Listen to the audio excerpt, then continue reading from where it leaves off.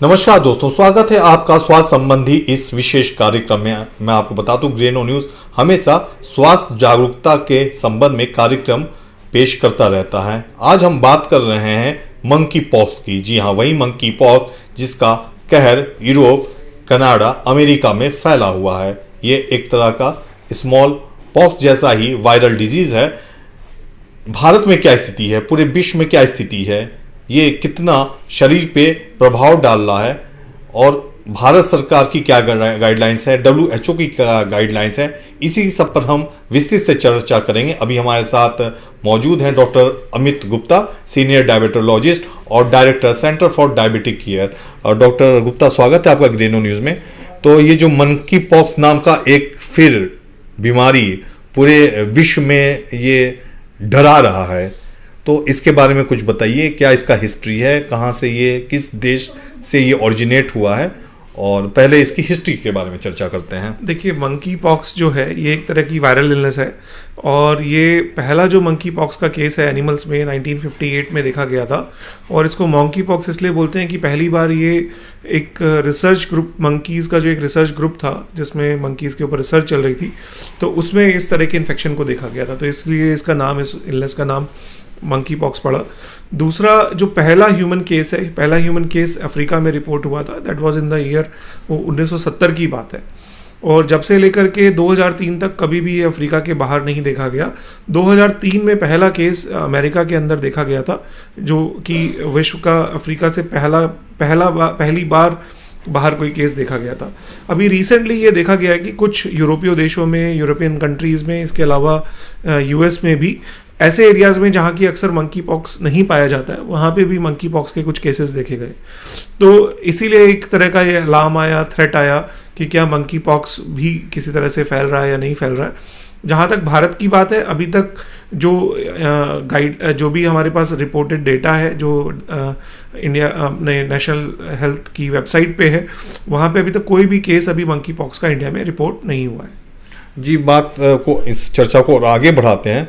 तो मैं ये जानना चाहूँगा कि ये मंकी पॉक्स जो है, इस किस तरह से स्प्रेड कैसे होता है? जैसे कोरोना होता है, क्या उसी प्रकार होता है या कोई अन्य भी माध्यम है?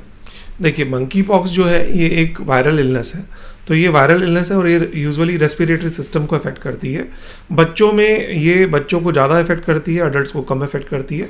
एक तरह की सेल्फ लिमिटिंग इलनेस होती है जो कि 2 से 4 हफ्ते में अपने आप ठीक हो जाती है ज़्यादातर केसेस में।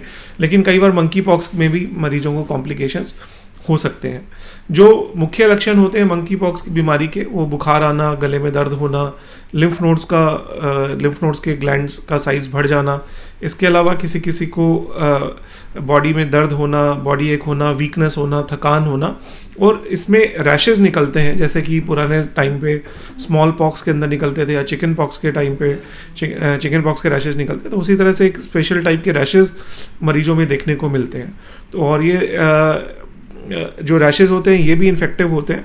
जो ट्रांसमिशन है वायरस का, वो ड्रॉपलेट टू ड्रॉपलेट ट्रांसमिशन होता है। तो ये किसी भी पेशेंट को अगर इन्फेक्शन है, अगर हम उसके संपर्क में आते हैं, तो उस पेशेंट के खांसने से, छींकने से जो ड्रॉपलेट्स निकलते हैं, उनके द्वारा ये इन्फेक्शन एक्वायर किया जा सकता है। या हम किसी से डायरेक्ट कॉन्टैक्ट में आते हैं, जबकि स्किन में जो रैशेज हैं वो जब तक वो झड़े नहीं है पूरी तरह से, स्कैब बन के नहीं चढ़ जाते हैं, तो वो पेशेंट इन्फेक्टिव रहता है। ये कुछ मुख्य तरीके हैं जिस तरह से मंकी पॉक्स वायरस का स्प्रेड होता है। इंडिया से अफ्रीका लोगों का जाना, अफ्रीकन्स भी यहाँ आते हैं, और यूरोप और अमेरिका में भी चूंकि फैल चुका है, तो वहाँ पे भी हमारे इंडियंस का आना जाना या वहाँ से लोगों का आना जाना लगा रहता है। तो ऐसे में जो हेल्थ मिनिस्ट्री है, स्वास्थ्य मंत्रालय, उसकी ओर से क्या गाइडलाइंस जारी किए गए हैं भारत में? देखिए, अभी हेल्थ मिनिस्ट्री की तरफ से जो गाइडलाइंस है उसमें ये है कि अगर कोई भी ट्रैवलर जो कि रिसेंटली विदेश गए हैं या ऐसी कंट्रीज़ में जहाँ पे कि मंकी पॉक्स देखा गया है, तो वहाँ पे जब वो वापस आते हैं तो उनको एक क्वेश्चनर या हम उनसे स्क्रीनिंग टेस्ट की तरह से पूछा जाता है। अगर उनको कोई सिम्टम्स आते हैं किसी तरह के, तो फिर आगे उनको उसके ऊपर जो भी एक्शन है वो लिया जाता है। तो अभी इस तरह का कुछ ऐसा नहीं है, अभी ट्रैवल हो रहा है और सभी तरफ से लोग आ रहे हैं जा रहे हैं, लेकिन सिर्फ विजिलेंस की बात है। अगर किसी को भी विदेश से लौटने के 21 दिन के अंदर अगर कोई भी बीमारी होती है, चाहे फीवर आता है, रैश आता है, तो ऐसे केसेस को सस्पिशन केस में रखा जाता है और उनको फिर फर्दर इन्वेस्टिगेट करके वो जो गवर्नमेंट की गाइडलाइंस है उसके हिसाब से आगे उसको देखा जाता है। क्या इसमें भी आइसोलेशन फिर जिसको अगर हो, हालांकि अभी तक कोई आया नहीं है ऐसा केस, वो तो क्या आइसोलेशन में रखा जाएगा? देखिए, जैसे कि पुराने टाइम में स्मॉल पॉक्स तो अभी इरेडिकेट हो चुका है और स्मॉल पॉक्स अब कहीं पे भी नहीं है। चिकन पॉक्स अभी भी आप लोग देखते हैं कि चिकन पॉक्स अक्सर आता है, तो चिकन पॉक्स को भी इन्फेक्टिव मानते हैं। तो चिकन पॉक्स अगर किसी को होता है तो हम बोलते हैं कि आपको आइसोलेशन में रहना है ताकि किसी और को ना हो। तो मंकी पॉक्स का भी ऐसा ही है। मंकी पॉक्स अगर किसी को हो जाता है तो आइसोलेशन इज़ रिक्वायर्ड, पेशेंट को आइसोलेशन में रखा जाता है जब तक कि उसकी पूरी रिकवरी नहीं हो जाती, जब तक कि पेशेंट नॉन इन्फेक्टिव नहीं हो जाता, तो पेशेंट को आइसोलेशन में रखना जरूरी है। उन लोगों को क्या संदेश देंगे जो विदेश से अभी लौटे हैं, वैसे देश से जहां पे ये फैला हुआ है मंकी पॉक्स? संदेश यही है कि अभी बिल्कुल भी घबराए नहीं। अगर आपको किसी भी तरह से कोई ऐसे लक्षण डेवलप होते हैं जिसमें कि आपको बुखार आ रहा है, आपको कोई रैशेस के साथ बुखार आ रहा है, वीकनेस, फटीग, बॉडी एक, खांसी या कोई भी इस तरह की समस्या हो रही है, तो एक बार इंडेक्स ऑफ सस्पिशन रखना चाहिए और जो भी गाइडलाइंस है हमारी भारत सरकार की उसके हिसाब से हमें अपने आप को रिपोर्ट करना चाहिए। तो कुल मिला के सजगता और अपना बचाव जो है, हम जो है खुद को मतलब किसी से मतलब इस तरह का किसी में लक्षण आए तो उससे दूर रह के ही अपना बचाव कर सकते हैं। देखिए, मंकी पॉक्स जो वायरस है ये ऐसा नहीं है कि ये कोई नया वायरस है, ये पुराना ही वायरस है और ये काफ़ी वर्षों से लोगों है इन्फेक्शन है। और ये अभी जो नए केसेस आए हैं वो इशारा करते हैं कि क्या ये बढ़ तो नहीं रहा है, फैल तो नहीं रहा है। तो शायद अभी इस बारे में कुछ भी कहना जल्दी होगा।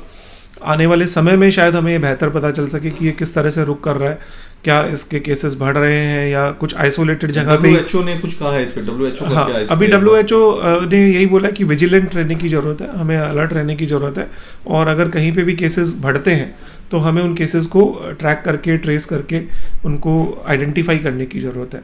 और अगर किसी भी एरिया में जिस तरह से केसेस का नंबर है उसके हिसाब से फिर डिसाइड करा जाता है कि ये बीमारी आपदा का रूप ले रही है या ये बीमारी कंटेन जोन में ही है।